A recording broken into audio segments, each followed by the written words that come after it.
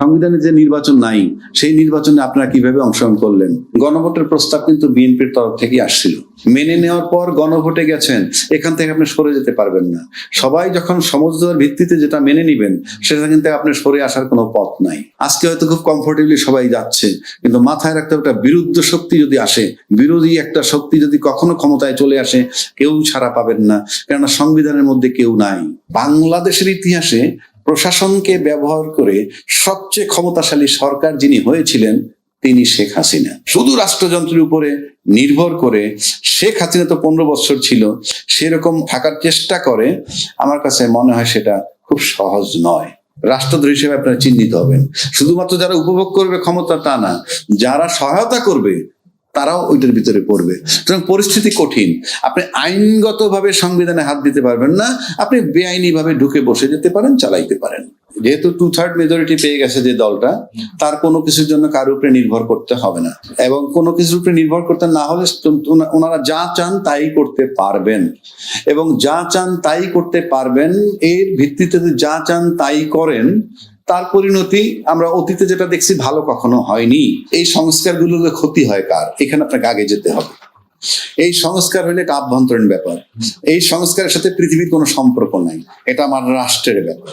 কিন্তু এই সংস্কার হলে দেশের কোনো ক্ষতি নাই, এই সংস্কার হলে সাধারণ জনগণের কোনো ক্ষতি নাই, এই সংস্কার হইলে বিরোধী দলের কোনো ক্ষতি নাই, এই সংস্কার হলে এখন আওয়ামী লীগ যারা আছে বাইরে তাদের কথা বলে লাভ নাই। ক্ষতি হবে কার?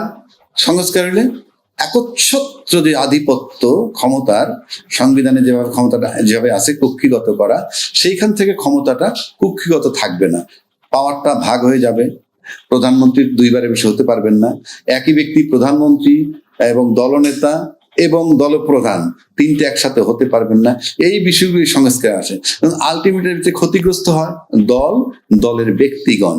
সে কারণে রাষ্ট্রের ক্ষতি নাই, জনগণের ক্ষতি নেই। আমি আবারও বলছি, তাহলে তারা চাচ্ছেন না শুধুমাত্র তাদের নিজেদের জন্য, রাষ্ট্র এবং জনগণ নিয়ে ভাবলে এই সংস্কারে কোনো আপত্তি থাকার কথা নয়। যে আজকে এই যে জেনারেশনটা আসছে এবং তাদেরকে আমাদের গ্রহণ করা উচিত, তাদেরকে আমাদের, এখন তারা যদি লাইনচ্যুত হয় বা কিছু, তাহলে সেটা আমরা বুঝাবো যে which is good, which is bad. আমি শুরু থেকেই তাকে বাদ দিয়ে দিব, সে যা তা, সে এইটা সেইটা, তারা চাঁদাবাজ, তারা দেশের ধ্বংসকারী, ষড়যন্ত্রকারী।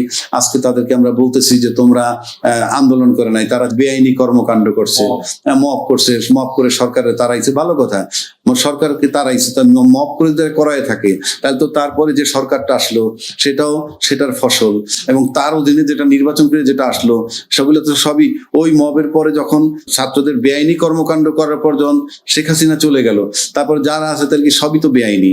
তো আজকে যদি নির্বাচন করে যা ক্ষমতা আসছে তারাও তো বেআইনি হয়ে যাবে ওই হিসাব করে।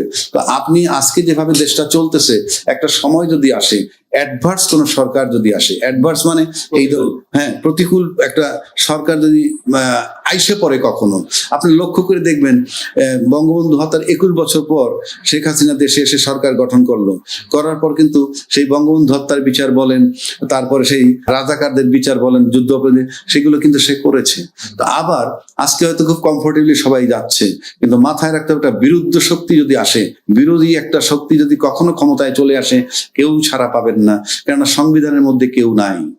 সবাই সংবিধানের দোহাই দিয়ে চলতেছেন, সংবিধানের মধ্যে কেউ নাই।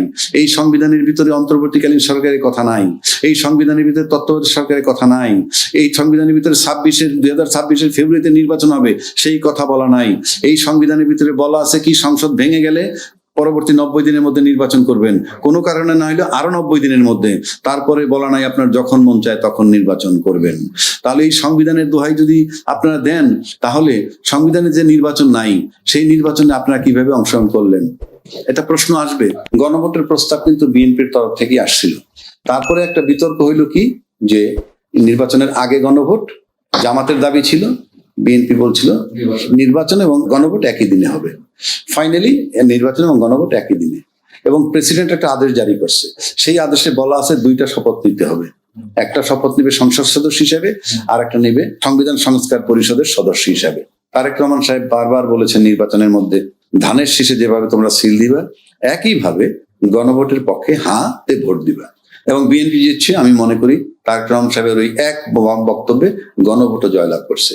যেই গণভোট আপনি মেনে নিয়েছেন, সবাই আইনের কথা বলেন, কিন্তু আপনি যেটা দলমত নির্বিশেষে টোটাল বাংলাদেশ সবাই মেনে নিলেন, সব দল মেনে নেওয়ার পর গণভোটে গেছেন, এখান থেকে আপনি সরে যেতে পারবেন না। সবাই যখন সমঝোতার ভিত্তিতে যেটা মেনে নিবেন, সেটা কিন্তু আপনি সরে আসার কোনো পথ নাই। আর যদি বলেন যে দুইবার, এখন একটা কথা আসছে দুইবার শপথ তো রাষ্ট্রপতি যে ডাইরেকশনটা দিচ্ছে তার ভিতরে আছে। কেউ কেউ বলেন সংবিধানে দুইটা শপথ নাই, ওই সংবিধানের তো গণভোট আসে নাই, এটা তো জনগণের ডিজায়ার, সবার সম্মিলিত প্রয়াস, সবাই চাইছেন। রাজনৈতিক দলগুলো 8 মাস স্ট্রাগল কইরাও যখন সমাধানে আসতে পারেন নাই, তখন এটা গণভোটে গেছে এবং গণভোটে যাওয়ার পর এখানে আসে। এখান থেকে আপনি সরে যাবার পথ নাই। এখন যদি আপনি সরে যান, আপনি 2/3 মেজরিটি নিয়ে যারা ক্ষমতায় আসছেন তারা যদি ভাবেন আমি মানলাম না, মানলেন না, নো ম্যাটার, বাংলাদেশে তো নতুন কিছু না। বাংলাদেশে এরকম এমন হইতে যে নতুন না, এটা পুরনো, এরকম অতীতে হয়েছে। আপনি মানবেন না, মানবেন না। আপনি জনগণের প্রতিশ্রুতি দিচ্ছেন যে এটা গণভোটে যাবে, হা জয়যুক্ত হলে মেনে নিবেন। প্রতিশ্রুতি যদি না মানেন, না মানবেন। কিন্তু প্রশ্ন হচ্ছে, যদি এই প্রতিশ্রুতি আপনি না মানেন, তার যে কনসিকুয়েন্স কি হবে সেটা সময় বলবে। যেহেতু 2/3 মেজরিটি পেয়ে গেছে যে দলটা, তার কোনো কিছুর জন্য কারোর উপরে নির্ভর করতে হবে না, এবং কোনো কিছুর উপরে নির্ভর করতে না হলে ওনারা যা চান তাই করতে পারবেন, এবং যা চান তাই করতে পারবেন। এর ভিত্তিতে যা চান তাই করেন, তার পরিণতি আমরা অতীতে যেটা দেখছি ভালো কখনো হয়নি। জামাত এবং এনসিপি তারা যে 11 দলীয় জোট করছে, এখানে একটা জিনিস লক্ষণীয় যে বিরোধী দল হিসাবে তারা জামাত কিন্তু আপনার সিঙ্গেল মানে নিজেরা শুধু নির্বাচন করে মাত্র 3টা সিট পেয়েছিল, আর জোটে গিয়ে বিএনপির সাথে একবার 14টা একবার 18টা পেয়েছে। 3টা সিট যে জামাত পাইতো তারা 68টা সিট পেয়েছে। এটা অলমোস্ট প্রায় 23 গুণ। এটা কিন্তু বিশাল ডেভেলপমেন্ট। আর যে রেকর্ড আছে তাতে প্রায় 52-53টা সিটে 70 ভোট থেকে 5000 ভোট এই ব্যবধানে হারছে, এবং তাদের মোট ভোট কাস্টিং এর ভোট পেয়েছে 31%।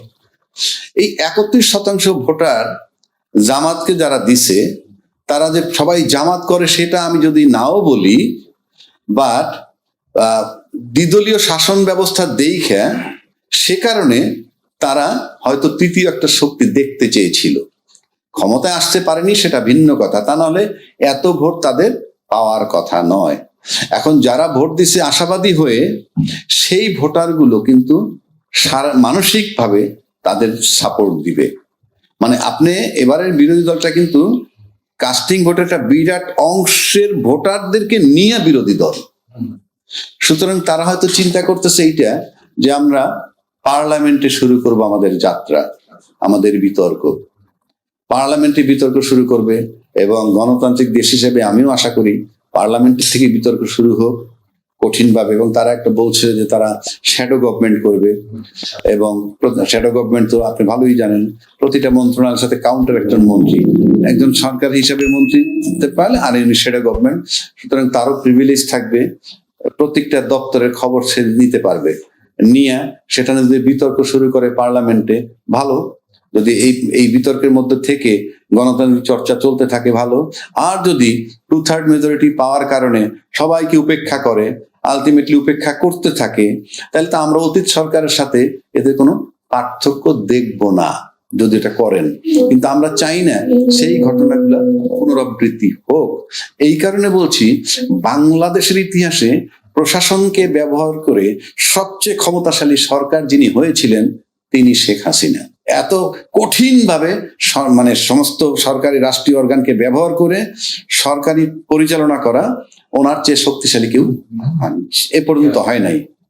2 নম্বর, তখন প্রশাসনকে সে এনশিওর করছে এইরকম যে আমি তোমাদের টপে আছি, আমি তোমাদের আশ্বস্ত করছি। এইভাবে পুলিশকে ব্যবহার করতে পারতেছেন। পুলিশ ডাইরেক্ট তার সাথে যোগাযোগ ছিল।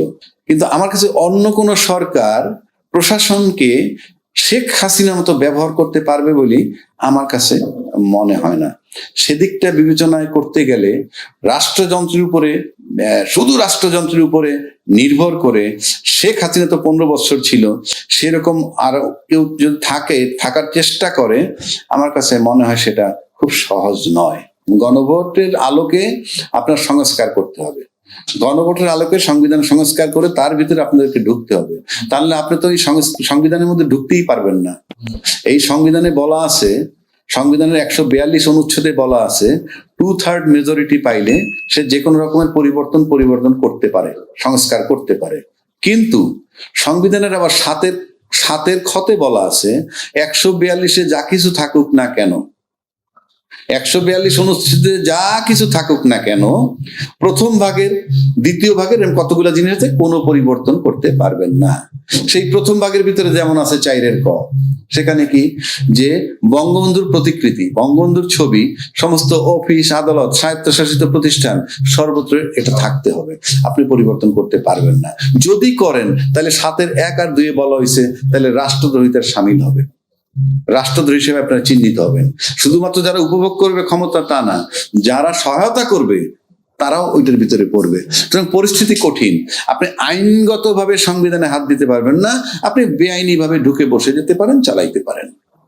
আইনগতভাবে আপনি সংবিধান এমন ভাবে করা, এটা যদি আপনি এই গণভোটের আলোকে সংবিধান সংস্কার পরিষদের সদস্য হিসেবে ওত নিয়ে সংস্কার কইরা না ঢোকেন, তাহলে আপনি সম্পূর্ণ বেআইনি থাকবেন।